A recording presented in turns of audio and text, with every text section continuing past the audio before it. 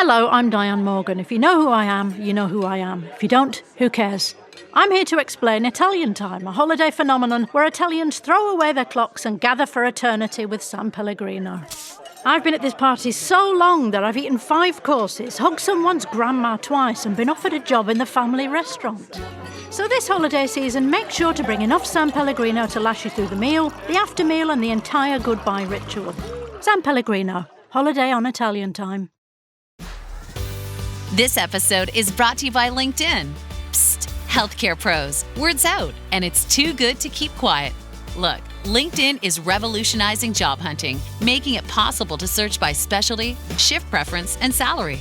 Endless scrolling is out. Whether it's a mental health therapist or dental hygienist, finding the perfect role is faster and easier than ever. Head to linkedin.com/healthcare and start your search today.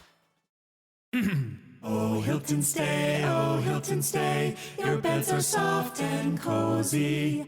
No lumpy couch, no stiff futon, no shower line at crack of dawn. Oh, Hilton stay, oh, Hilton stay. When you want holiday comfort you can count on, it matters where you stay. Enjoy comfortable rooms and friendly service when you stay with Hilton instead. Save up to 25% this season when you book with Hilton. Hilton for the stay. Terms apply.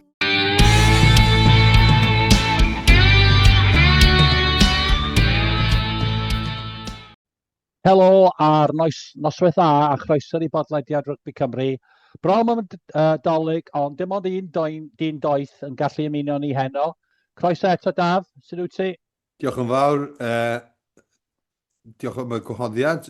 Noson ffain i drafod mwy o bethau Rygbi Cymru a Rhanbarthau a digon i pendroni. Dyna fo. Mae Andrew Carwyn o Owen ddim yn gallu dod efo ni heno, ond gobeithio erbyn wyth nesaf yn ôl. Chydig bach yn newyddion i dechrau. Mae Ethan Lewis, bachwr y Gweilch, wedi ymuno'r Caerdydd a'r Fenthyg. Cam dar a all-round, Daf? Fi'n credu, yn amlwg mae'n sefyllfa anafiadau gyda Caerdydd. Mae gynt o Caerdydd, fi'n credu, boi o Rhanbarth. Dath e ato ni. Mae'n good pro. Chwaraewr da, lefel y Rhanbarthau, a fi'n credu bod e'n cyfle da iddo fe. Wrth gwrs, os ych chi'n drydydd mewn Rhanbarth, mewn tîm broffesiynol, fel mewnwr neu fel bachwr, chi wastad yn mynd i fod yn tua, a mae e'n anodd weithiau cael digon o game time i chwaraewyr ifanc, ond bob fath o chwaraewr. Wrth gwrs, mae dyn ni Gweilch, mae dyn ni Sam Parry, wrth gwrs yr 1 a 2, a wedyn mae rhwng fe a wedyn Lloyd fe o Dreorci sydd yn y trydydd. A mae'n syniad da bod e'n mynd a cael mwy o game time fel petai, fel maen nhw'n dweud. Mae'n benthyciad da iawn, a chwaraewr o safon dda. Felly, mae'n dda iawn yn y mannau gosod, mae'n dda iawn yn cario'r bel, mae'n boi cryf. So mae'n cyfle da iddo fe i gael lot o munudau yng nghanol y flwyddyn. Ydy. Reit, mae'n rhaid i ni fel 2 cefnogwyr y Gweilch. Mae'n rhaid i ni jyst sôn chydig bach am holl rumours yn mynd o gwmpas. Mae'n nifer yn does. Yn y was, mae Gweilch, Jack Morgan a'r Kieran Hardy a'r fi'n a'r wyddor i'r Gaelorw. A hefyd, maen nhw wedi sôn hefyd, mae Dan Edwards o Diobbed Mawr yn Llangyeir. Dim yn synod mewn gwirionedd Dafydd, efo gymaint sy'n mynd yn gwmpas a beth sy'n digwydd yn Rygbi Cymru ar hyn y bryd? Mae nhw wastad yn dweud, dyma'r adeg y flwyddyn lle mae'r chwaraewyr eisiau rhoi pen i bapur fel petai ar gyfer ei dyfodol, a mae wastad stories fel hyn yn mynd o gwmpas. Mae Jack Morgan yn amlwg hot property fe yw'r ser y llewod, bendant ser Cymru, chwaraewr gorau Cymru ar hyn o bryd, heb os nac o'n i bai. Felly mae'n amlwg mae e mas o contract diwedd y flwyddyn, felly mae yna llwyth o stories yn mynd o gwmpas, a dim syndod bod nhw wedi cysylltu. A wrth gwrs oedd Saracens ar ei ole, cwbl o fusedd yn ôl, a dyma'r silly season os licwch chi, ond mae yna lot o symudiadau wrth gwrs o gwmpas yr adeg yma y flwyddyn. Gweilch, wrth gwrs, wedi cael tymor da hyd yn hyn gyda Cymru yn arwain o'r flaen ar ôl anaf Jack Morgan. Dan Edwards, wrth gwrs, dim syndod i unrhyw un bod boi mor talentog a hynny, gyda'r gallu i fynd yn uwch na beth sydd gyda ni yn yr URC a chymod, mae'r cyngraedd yn Lloegr yn rhoi hwnna iddyn nhw. So mae'n cyfle iddyn nhw. Maen nhw'n boes ifanc. A beth sy'n becso fi, really, yw y ffaith bod bod ansicrwydd yn ystod yr adeg yma unwaith eto yng Nghymru.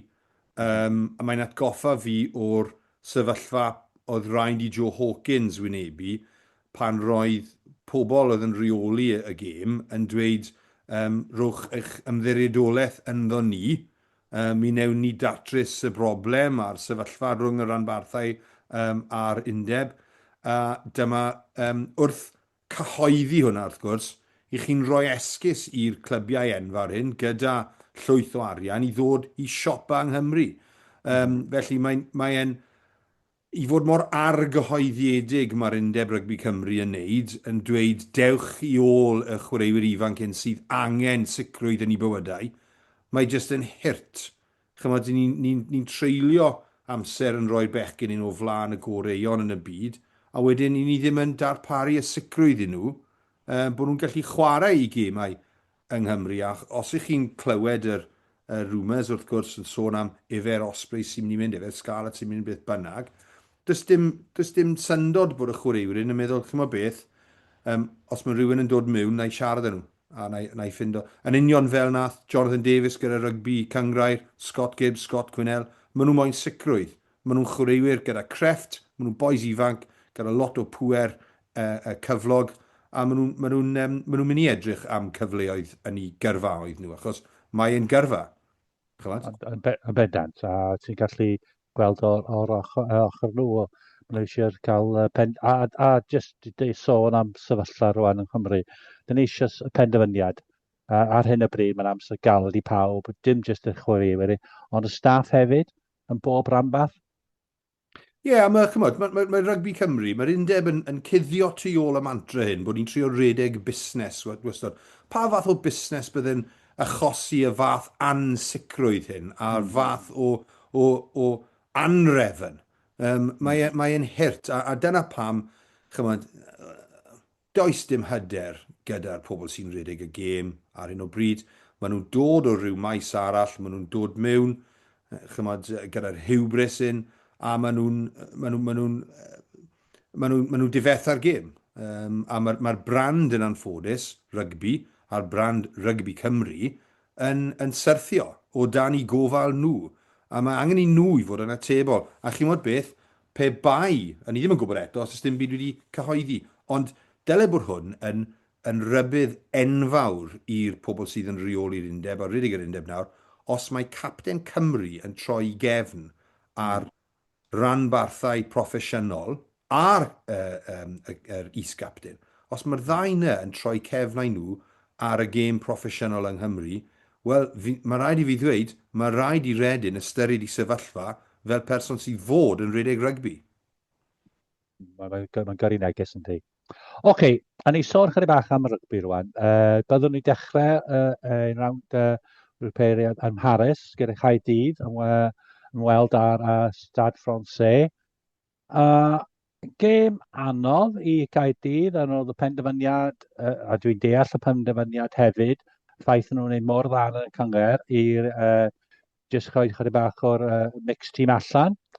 A dechreuodd Gaerdydd yn digon da yn y fan fi, ond yn ail hanner allan nhw colli chydig bach mwy o'r cymeriadau yn y gêm, a colli'r gêm cyfforol. Ond i fi, rhywbeth i nhw gallu dweud, mae chwaraewyr ifanc fel Harry Ford, Steph Manuel, Matty Young wedi dangos lot o potential.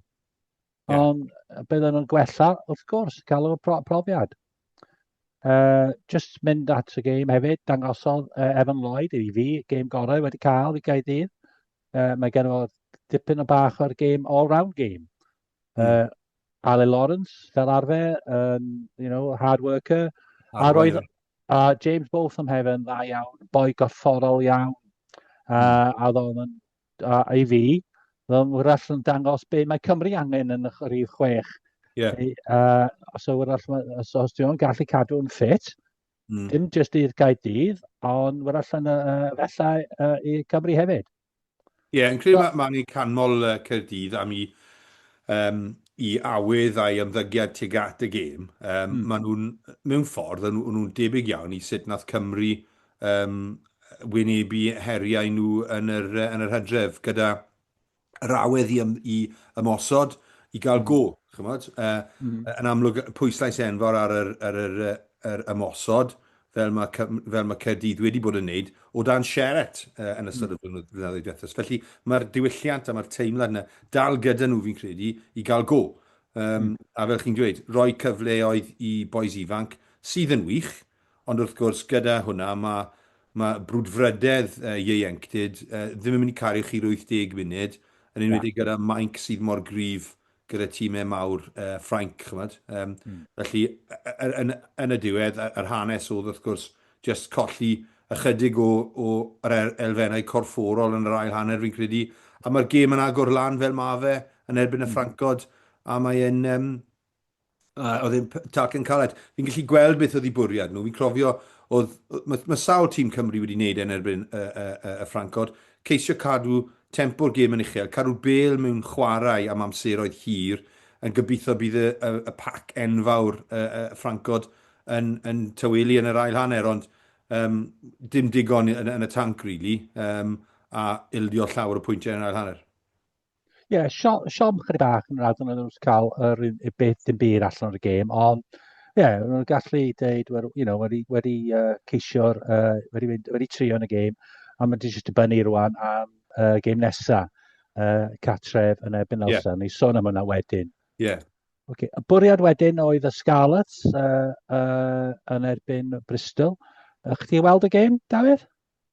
Do, a chymod, fi'n credu mae rhaid rhoi canmoliaeth i Dwyn Peel mewn un ffordd, achos mae e'n ymddangos bod y Scarlets wedi troi'r cornel yn enwedig gyda'r buddigoliaeth yr wythnos cynt yn erbyn Glasgow.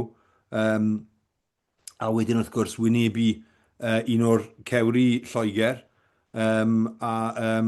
Chymod, o'n i'n meddwl bod nhw'n anlwcus iawn gyda sawl achlysur gyda dyfarnwr. O'n i'n meddwl bod fi'n gwybod oedd y pas wedi mynd ymlaen, chymod, y trafodaeth yna, oedden nhw wedi mynd yn rhy bell oddi ar yr ryca. Fi'n siŵr fi'n iawn yn dweud, dyn nhw ddim fod dod nôl bellach na 2 cymal, ond i bai bod e'n chwarae brwnt. Ond dethon nhw nôl llawer mwy na 2 cymal, mwyn datgelu'r pas ymlaen. Pe bai dim cais, bydden nhw ddim wedi dod nôl ar gyfer y sgrym. Felly, fi'n credu mae yna elfen o anlwc, anhegwch, fi'n credu. Mae yna lot o bethau'n digwydd mewn gêm rygbi. A chi ffili chwibanu pob tro mae rhywbeth yn digwydd. A pam yn ni'n tynnu mas y chwydden wydr, ond i bai bod cais yn cael ei sgorio, dylwn ni neill cosbi popeth, neu caniatáu y dyfarnwr i wneud ambell i camsyniad a byd o colli gormod o cwsg dros y peth. O'n i yn teimlo, i fod yn hollol onest, o'n nhw'n rili anlwcus. Fi'n credu taw y cais gyntaf oedd e.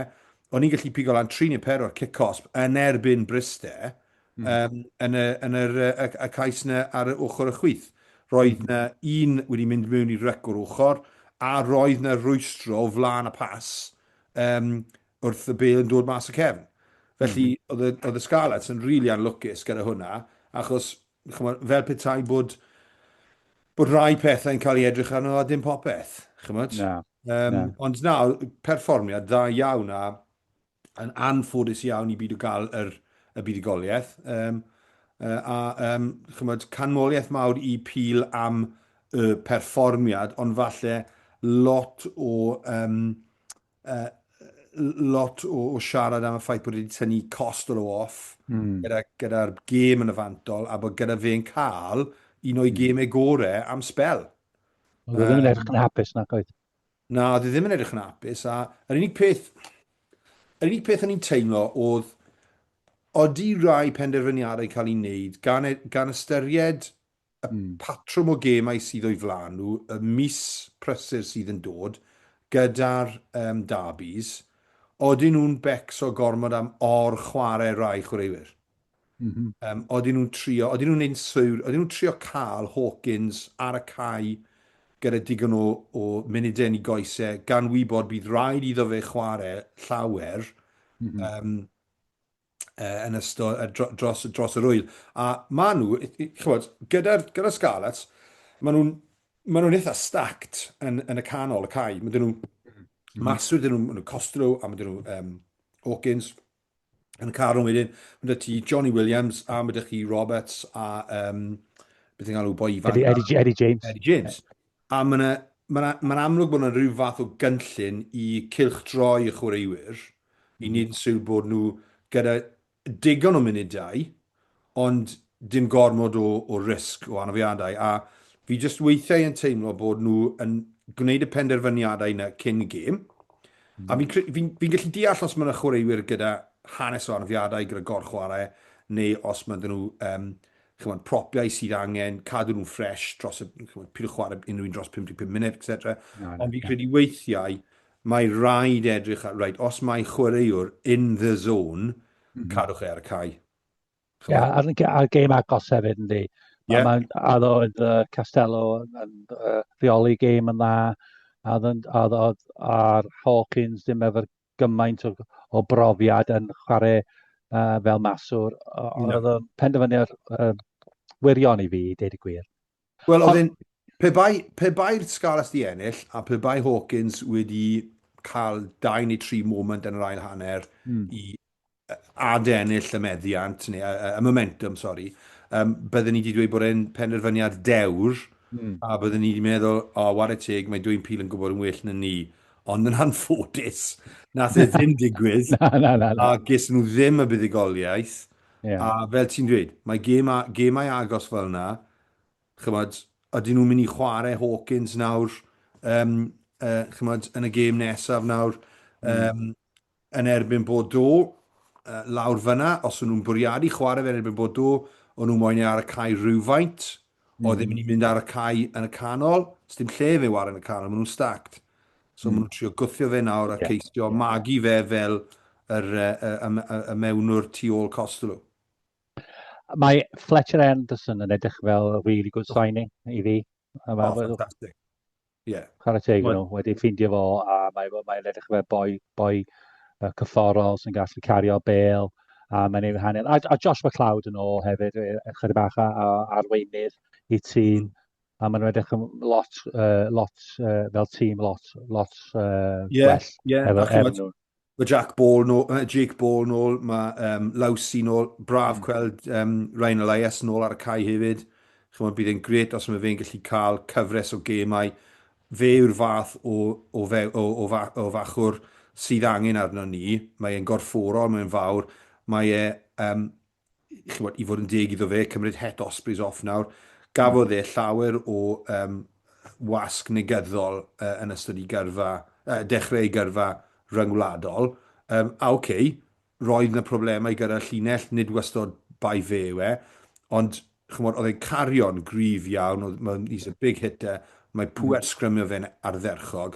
I fod yn onest, mae e'n debyg iawn i Dewi Lake mewn sawl ffordd, a dyw e ddim yn cael y pres mae Dewi Lake yn cael. Na, dwi'n cytuno. Falle bod Dewi Lake wedi bod yn captain y 20s a wedi, mae pobl falle yn nabod e'n well, ond fi'n rili gobeithio bod Ryan Elias yn gallu cael cyfres o gemau, a hefyd rhoi pressure ar Dewi Lake i fod y chwaraewr gorau posib yn Tîm Cymru, a gobeithio pan mae Jack Morgan nôl, bydd y pressure ddim ar Dewi Lake i fod yn captain chwaith. Mae'n gwneud job ffantastig, mae'n ei wario 70 munud, 4 gwaith dros yr hydref sy'n anhygoel am fachwr. Dyw hwnna ddim yn digwydd.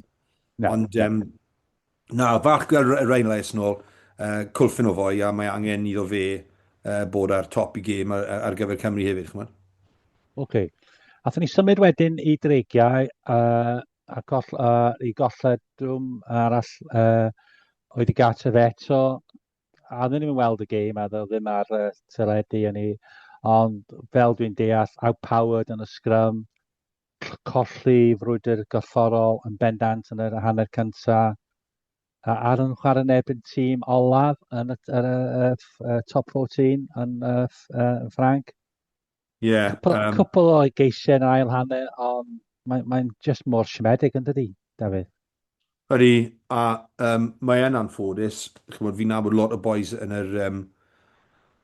y set-up, yn y dreigiau, a maen nhw'n boys da, maen nhw'n pobl rygbi da iawn, chymod. A maen nhw'n... Mae'n edrych fel bod, fel chi'n gweud, mae'n cael ei redeg yn dda iawn off y cae, y dreigiau, a mae dyn nhw'r nuts and bolts a'r chymod, y sylfaen sydd yna ar gyfer tîm da. Maen nhw wedi saino yn dda iawn dros yr haf. Maen nhw wedi saino pobl fel Thomas Young, Seb Davies, mae boys ifanc fel Anderson yn dod trwyddo. Chymod, so, mae digon o potensial yna, ond ni ddim yn gweld unrhyw fath o strwythyr cysondeb i ni weld nhw ar ei gorau. Chymod, mae dyn nhw nawr, mae dyn nhw cynnewyllun cryf iawn yn Ngharfan Cymru, yn ardaloedd i nhw ddim wedi cael o'r blaen, yn y reng flaen. A mae dyn nhw boys fel Wyn Jones dal o gwmpas. Ond mae yn anodd, os ych chi'n mynd trwy'r alumni y dreigiau, mae'n eitha impresif. Chi'n sôn Falatau, Lydiat, boys fel yna, Elliot D. Felly, mae rhaid i nhw dechrau cynhyrchu llwyddiannau yn digon gyflym ac yn fuan yn edrych na yr un resymau trwy amser bod rhaid nhw gwella pethau sylfaenol a chymod, mae angen rhyw fath o atebolrwydd hefyd. A mae'n anffodus bod yna rai tîmau yn teimlo y pressure a falle rai tîmau ddim yn cynhyrchu llwyddiant eto, ond yn cael digon o gefnogaeth gan yr undeb. Ie, pethau arall i fi yw, maen nhw'n dod allan David Buttress i'w dweud, wel, dyn ni eisiau redeg y rygbi a dim just y busnes. Ond ar hyn o bryd, does ddim lot o destoliaeth yn dweud maen nhw'n gallu wneud hynny. So felly, mae'n rhaid nhw dangos werth perfformiad ar y cae. Ie. Mae'n anodd i weld. Mae ffilo tu gyda reputation da iawn am fod yn hyfforddwr yn Seland Newydd ac yn Japan. Oedd e'n amlwg, oedd e'n hefyd yn hyfforddi, dechreuodd e hyfforddi yn y Gweilch. A mae reputation fe yn uchel iawn. Mae e'n dyn, chymod, o ddifri. A mae pobl tu cefn hefyd, pobl da fel Tom Hancock yn yr Academy, a pobl profiadol iawn, a pobl cywir yn y llefydd cywir, yn y safleoedd cywir o fewn y cyfundrefn.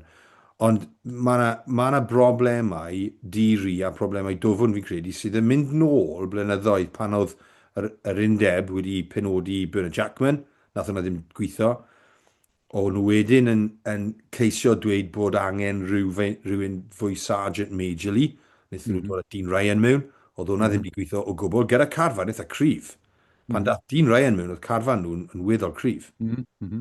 Ers hynny, maen nhw wedi stryglo i penodi'r person cywir, ond fi'n credu, maen nhw, Dai Flanagan yn neud yn dda iawn gyda Leicester ar un o bryd, mae stoc e'n uchel, so maen nhw wedi colli rhywun talentog, ond o be dwi'n clywed, o ran yr ansicrwydd o gwmpas y gêm Rhanbarthol oedd un o'r resymau gydawodd e, a unwaith eto mae hwnna'n mynd nôl i'r undeb. Felly mae na trend fan hyn yn does. Yn mynd nôl i Jackman, ymlaen yr holl ffordd i rhywun talentog fel Dai Flanagan yn gadael. A chymod, maen nhw dal fi'n credu yn ceisio delio gyda'r hen broblemau yna. A mae yn anffodus. Fi'n gobeithio newn nhw troi'r cornel, achos mae dan nhw carfan y ddawol. Ond wrth gwrs, mae'r rhaid cael canlyniadau. Yn y beth sy'n ei dweud yw, mae nhw undeb wedi dweud, mae gen nhw dioddeb, mae BBB na tîm yn Dwyrain Cymru, So felly rhywun sy'n gefnogi'r Gweilch a'r dyfodol ni ddim yn sicr o gwbl. Dyn ni eisiau gweld, okay, prove it then, yeah?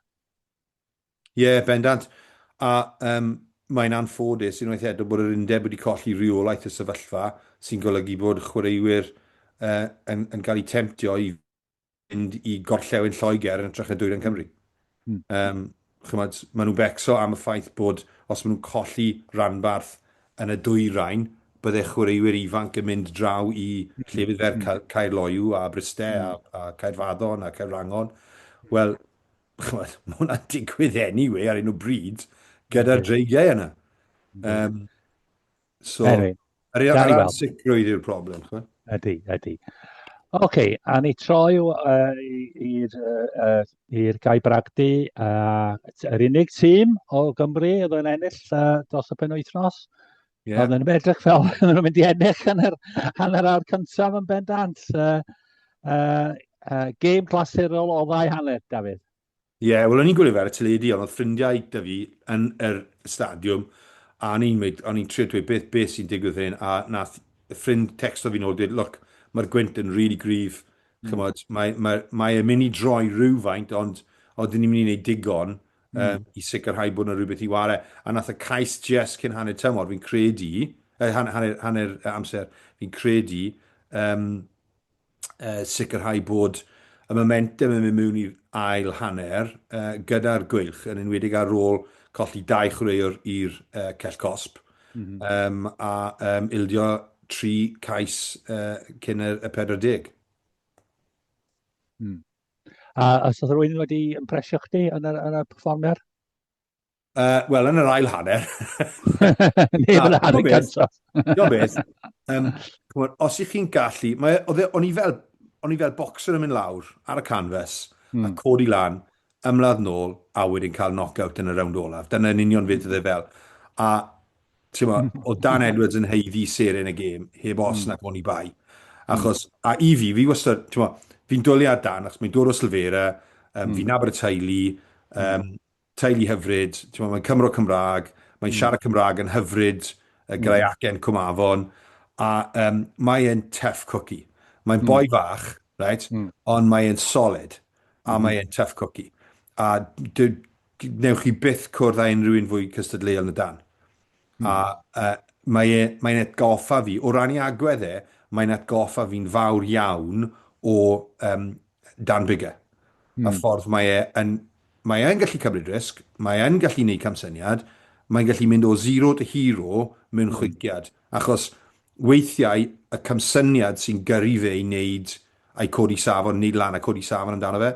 A ni wedi gweld sawl gwaith, a wnaethon ni gweld unwaith eto yn erbyn Conod. Achos y ffaith nath lliwio'r gêm yn yr ail hanner a pido roi fyny, chymod, i fi, dyna rugby education, a chymod, mae'n cynnyrch y Rhanbarth, mae'n cynnyrch yr ysgolion, mae'n cynnyrch y clybiau fel Cwmafon, a mae yn, chymod, fi'n gobeithio bod e'n mynd i chwarae dros y Gweilch nawr am y 10 mlynedd nesaf, achos fe bydd cawr nesaf rugby Cymru a'r genedlaeth sydd yn dod trwyddo. So ie, Dan Edwards, seren y gêm yn heiddialiol iawn, ond yn ogystal â fe, Ryan Smith yn yr ail reng, boi Australia, chymod, mae e nawr wedi ymgartrefi, chwarae'n rili dda, a chymod, gemau fel yna, fe a Rhys Davies yn yr ail reng, absolute dogs, chymod, a gyda Ratty, fi'n dwlu ar gweld Ratty fel 6, fi'n credu fi'n gobeithio bod Tandy yn ystyried yr stael na o blindside, achos mae angen Cymru cael mwy o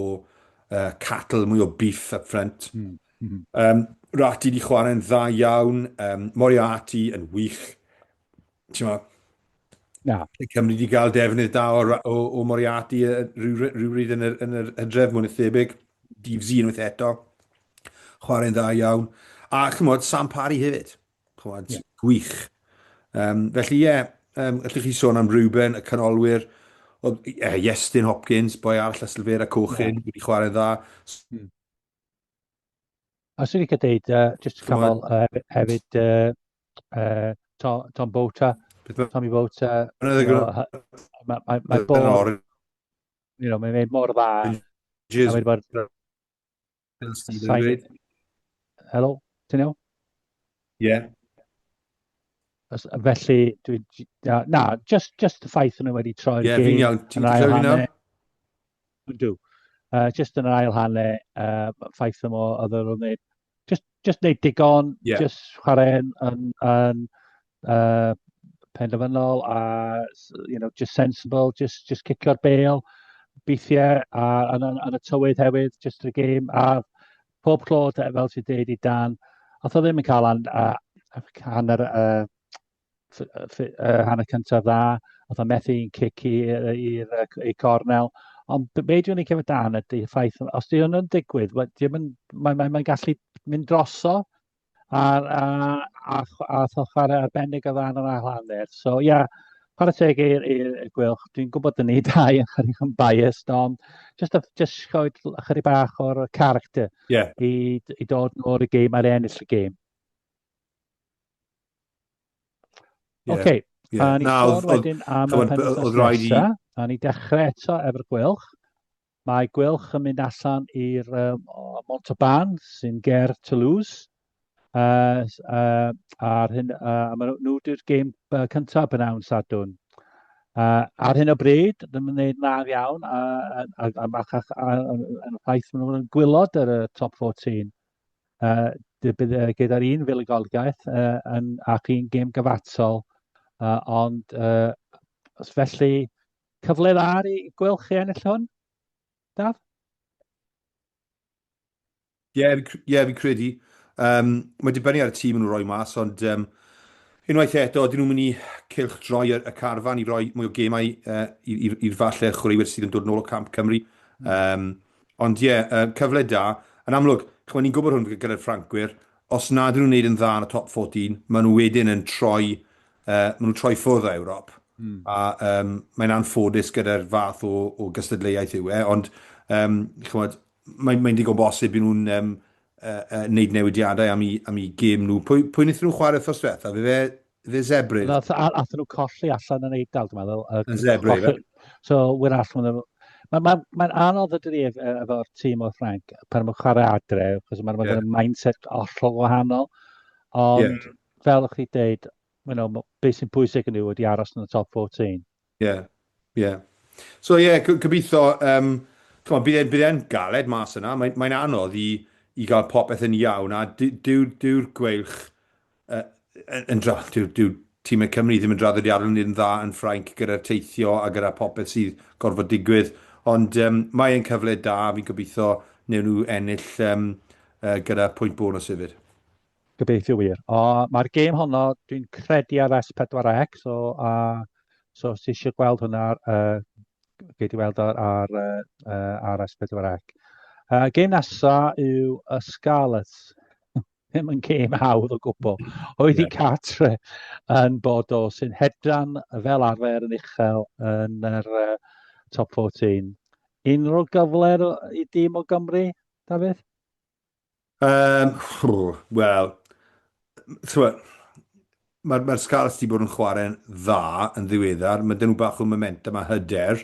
Mae dyn nhw chwaraewyr profiadol fel Jake Ball ag ati, sydd falle mynd i...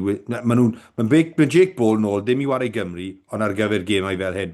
Felly, fi'n siŵr bydd y Scarlets yn gobeithio bydd e'n dangos lot o arweiniaeth. Bydd e ddim yn camu lawr pan mae ffei i Bordeaux. Bydd e'n dwlu ar y cyfle. Ond, fi'n gobeithio os bydd Scarlets yn mynd mas yna, a mae'r cefnogwyr yn mynd mas i gefnogi, a fi'n siŵr mi fydden nhw, achos maen nhw dda iawn yn cefnogi, yn enwedig llefydd fel Bordeaux. Hedfan o Bryste, penwythnos yn Bordeaux, yn blasu'r gwyn coch. Be braf i mynd. Safon uchel iawn, a chip iawn, chymod. Fi wedi bod mas fan'na gyda fy nhad a gyda cefnogwyr yr Ospreys i Bordeaux, oedd e'n penwythnos ffantastig. So, hyd yn oed os nad yw rygbi yn dda, fydd y gwyn yn ffantastig. Bendant.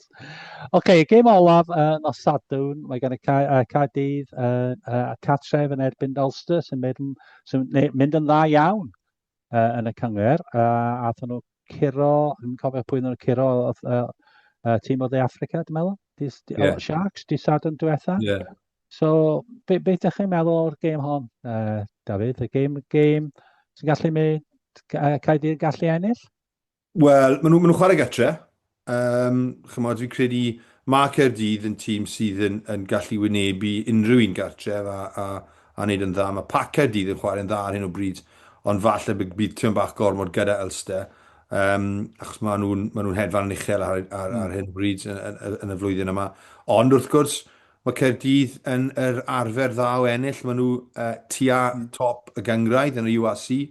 Maen nhw'n neud yn dda am hynny. A mae dyn nhw digon yn ei garfan nhw i roi bach o sioc i Ulster, really. So fi'n credu bydd yn gêm agos. Fi'n falle yn ystyried Ulster just ychydig yn rhy gryf, ond pwy a wyr, os mae Tom Bowen gallu cael digon o bêl, a maen nhw'n gallu cael Mason Grady i dwylo ar y bêl hefyd, falle nhw'n creu lot o broblemau i Ulster. A dwi'n gwybod os ti'n clywed ar enw'r yma, ond mae'n sôn mae'r boi, dwi'n wedi clywed amdano o blaen, Lee Halfpenny o'r Gorseinion yn chwarae. So, wel, ydy e'n neud comeback fel nath Dwayne Vermeulen, efe? Ydy, dwi'n meddwl. Na, mae'n sôn mae'n mynd i chwarae, so gan i weld, ond os di o fydd yn big, ffaith oedd y dechrau yn gael Bydd hwnna'n rhoi 1,000 o bobl ar y gar, bendant. Ie, yn bendant. Ar ei orffen y penwythnos, mae Dreigiau a Dysil yn croesawu Lyon i'r Rodney Parade. Ydy hon mynd i bod yn fuligoliaeth cyntaf i'r tîm catref. Ydyn nhw'n gallu curo'r Lyon? Wel, os yw'n bwrw glaw, yn drwm iawn, ni'n slywo nhw lawr ychydig. Na, dys dim... buddigoliaethau bach fi'n credu sydd angen weithiau a fi'n credu bydd ffil o TT eisiau gwelliant, eisiau gweld gwelliant yn y mannau gosod, falle cysylltiad rhwng y ffordd maen nhw'n ennill meddiant a symud y bêl, ond wrth gwrs, you've got to earn the right to go wide. So, mae'n mynd i fod yn targen caled iddyn nhw. Fi'n credu mae'n a lot o boes Cymru yn dod nôl fel y reng flaen, yn dod nôl i wynebu Lyon. Ond, yn Rodney Parade, fi'n credu mae angen iddyn nhw codi ysbryd y torf yn gynnar, cadw ar ben Lyon, a neud i nhw teimlo cant o milltiroedd i ffwrdd o gytre. A pwy a wyr, ond yn amlwg os maen nhw yn cael buddigoliaeth yn erbyn Lyon, bydd e'n upset mawr. OK, wel pob lwch yn nhw gyd, a dyma ni am heno. So diolch eto i ti, Dafydd. Diolch i ti. A nos pa pawb, a gobeithio ti'n gallu mwynhau y rygbi dros y benwythnos. Diolch yn fawr.